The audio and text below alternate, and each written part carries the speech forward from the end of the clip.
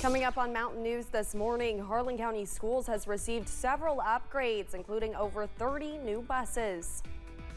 And a Kentucky city is doing its best to keep the streets clean with an annual event.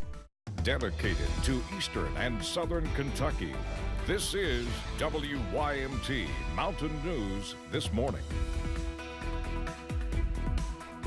Good morning, I'm Olivia Calfee. The time is 6 o'clock on August 29th. Now let's check in with Chief Forecaster Brandon Robinson for a look at your rainy forecast. And this morning, Brandon, we're seeing quite a bit of scattered showers, I guess, across the region. I know I saw it on my way into work this morning, and it was raining pretty hard. Exactly. Scattered is the key for the morning. It'll become more widespread this afternoon. A few storms could pop up there at times. Not all a washout by any means, but we bumped it up to 60% today because we think at least the majority of the region will see at least some rain today. Let's take a look and see what's going on.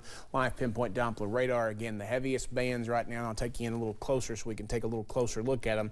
North of Jackson, and some lightning up there near West Liberty this morning, coming out of Menifee County into Morgan County, and then heading toward Magoffin County there towards Salyersville. So again, nothing severe, just garden variety thunderstorms, but you might be woken up by a little bit of thunder and lightning this morning if you haven't been woken up already.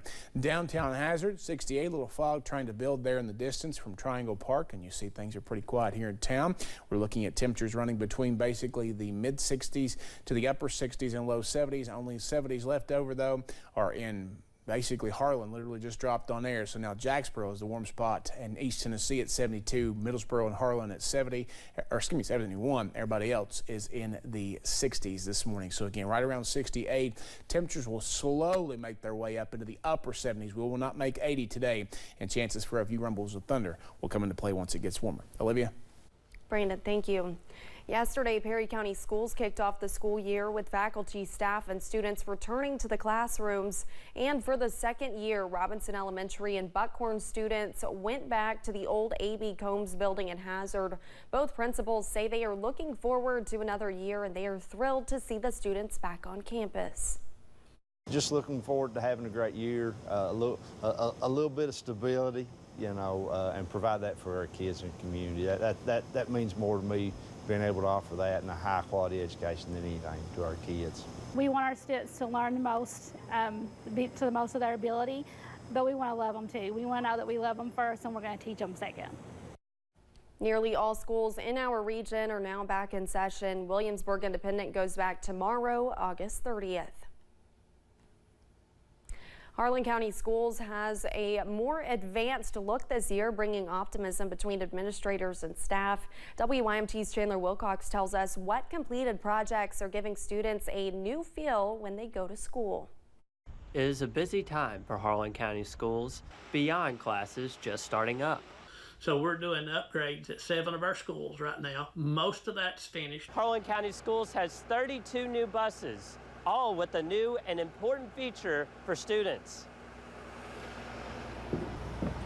All of the buses are equipped with air conditioning. They learn better. If kids are comfortable, the learning, the instruction is going to be received much better. The buses are also equipped to handle tough roads in the area. We don't have any buses that are older than 2017 on the road. So I'm really proud of that. That's a long-term investment, pay great dividends for our schools for years to come. Another long-term investment is the Harlan County Schools Police Department. After a year of building, each school now has a school resource officer. We have 6 full-time officers with Harlan County Schools Police Department, and then myself, and we have our Safe Schools Coordinator. Cope says students embrace the officers. When they're comfortable coming with that officer, if they've got information, the parents are very appreciative that someone is there. Some students even get a badge, naming them a junior officer. In Harlan County, Chandler Wilcox, WYMT Mountain News. Superintendent Brent Roark also says they are improving their HVAC systems in each school. Back in the spring, the Perry County School Board voted to consolidate Leatherwood Elementary School into Viper Elementary. Staff spent their summer adjusting to new settings. Viper Elementary Principal Melissa Ritchie says many of the students already knew each other from living close together. She says in the past, some students joined their sports teams, making the adjustment easier. The last few years, Several of the students from Leatherwood have joined our basketball team, our volleyball team, soccer team. So it's not a brand new concept for many. And we live so close. I mean, there's a lot of us that are kin, you know, already. Ritchie says the tight-knit community has made the transition easier. She said she is excited for the school year as it marks a new beginning. And some Eastern Kentucky school districts welcomed back students yesterday after a brief illness break. Magoffin and Lee County schools, along with Jenkins Independent, canceled classes last week because of illnesses. We checked back in with Lee County schools yesterday. They say they had a 90% attendance rate. It's up from last week. Only 82 students were not in school. That's out of about 900 students. Most of the staff is also back. One Southern Kentucky city is trying to beautify the city by reducing the amount of litter. Keep Corbin Clean is a cleanup event the city of Corbin tries to host once a year in an effort to combat the litter situation. Maggie Mulholland with the Corbin Tourism and Convention Commission says people in Corbin want to live in a clean and thriving city, and that hosting events like these really makes people appreciate where they live that much more. There's a good sense of stewardship. People, you know, want their community to be a great place to live.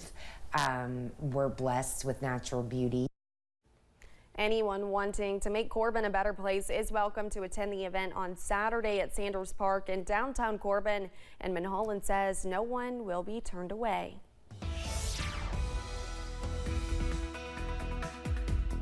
6:06 here on this dreary Tuesday morning. We continue to track waves of rain this morning and some, I guess, cooler temperatures, but not as cool as they could be in the next couple of days. Let's take a look. Satellite radar loop for the last 6 hours. You see the first batch coming through this morning and more on the way in from parts of Tennessee. So we'll continue to watch those coming waves throughout the day.